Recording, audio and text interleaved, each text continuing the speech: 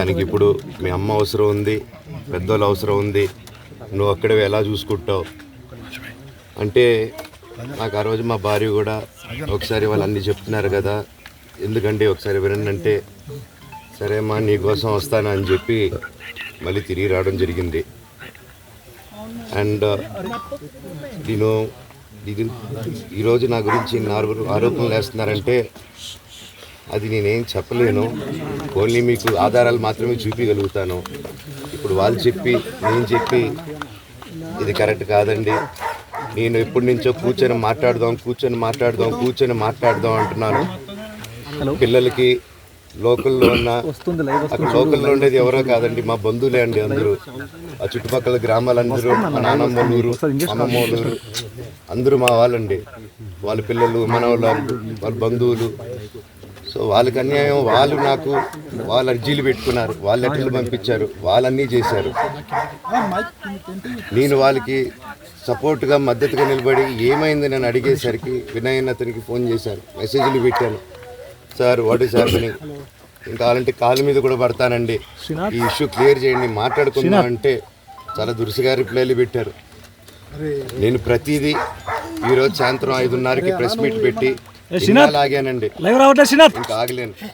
ఈరోజు ఈవినింగ్ ప్రతిదీ చెప్పేస్తాను. ఆ రోజు నేను పోలీసు సపోర్ట్ అడిగినప్పుడు స్టేషన్కి 100కి ఎందుకు ఫోన్ చేశాను, ఆ 100 దగ్గర నుంచి నేను పర్మిషన్ ఇస్తున్నాను, నాకు ప్రాబ్లం లేదు, మీరు ఒప్పుకుంటే మీరు మీ వల్ల అయితే 100లో నేను ఏం మాట్లాడానో మీరు తీసుకొని వినండి. ఆ రోజు ఆ హీట్ మూమెంట్లో జరిగిన మూమెంట్లో మాట్లాడాను. ఇంట్లో 10 బండ్లు ఉన్నాయి, అందరూ ఉన్నారు ఇంట్లో. మరి ఇన్ని బండ్లు ఉంటే ఇంట్లో ఎవరికైనా ఏదైనా అయితే కారుల్లో తీసుకెళ్తాం. ఆ రోజు 108 అంబులెన్స్ వచ్చింది మా ఇంటికి. ఈ విషయం ఎవరికైనా తెలుసా? పోలీసులు కూడా తెలుసు, అది ఎస్ఐ గారికి తెలుసు, అది బయటికి రాదు కానీ రికార్డులో ఉంటుంది కదండి, అది కనుక్కోండి సార్ 108 ఎందుకు వచ్చిందని. అండ్ నిన్ను ప్రతిదీ నేను కొడుతున్నాను ఇది చేస్తున్నాను అన్నారు కదా సార్, సీసీటీవీ కెమెరాలు తెప్పిండి సార్. నేను కిరణ్ని, విజయ్ని ఇమ్మీడియట్గా తీసుకొని యాక్షన్ తీసుకోండి, వాళ్ళే దొంగతనం పిల్లల జోలికి వెళ్తే ఎవరికి ఇది. నేను అందుకే నాకు మా నాన్న దేవుడండి. ఈ రోజైతే ఏదైతే చూస్తున్నారో మా నాన్నని, ఇది మా నాన్న కాదండి, నేను అబద్ధాలు ఆడేవాడిని కాదు. నా గురించి మీరు ఎవరినైనా ఎంక్వైరీ చేసుకోండి, నా ఫ్రెండ్స్ని అడగండి. నాకు చిన్నప్పటి నుంచి ఉన్న స్నేహితులు ఒక్కొక్కరు వేరే వృత్తిలో ఉన్నారు, వాళ్ళు సొంతంగా కాళ్ళ మీద కష్టపడిన వాళ్ళే అండి. అండ్ నేను కూడా నా సొంతంగానే వచ్చాను, కానీ ఏ రోజు ఇది చేయండి అది చేయండి అని అడిగింది లేదు.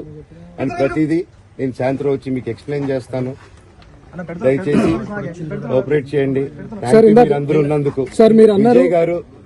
విజయ్ అనే వ్యక్తి నిన్న అంత చెప్పిన తర్వాత కూడా మా ఇంట్లోనే నన్ను కొట్టేటప్పుడు అతని కారు నింది వెనకాల నుంచి అలా వెళ్ళిపోయారు అందరూ ఉండగానే. మీరు అతని కారు నంబరు, అతని సిగ్నల్ ని దయచేసి ట్రాక్ చేయండి. అన్ని కంప్లైంట్లు పెట్టిన తర్వాత కూడా మా ఇంట్లో ఎందుకున్నాడు ఆ దొంగ, మీరు దయచేసి ఇది ఇమ్మీడియట్ గా చేసుకోండి. నేను సాయంత్రం లోపల ఒకసారి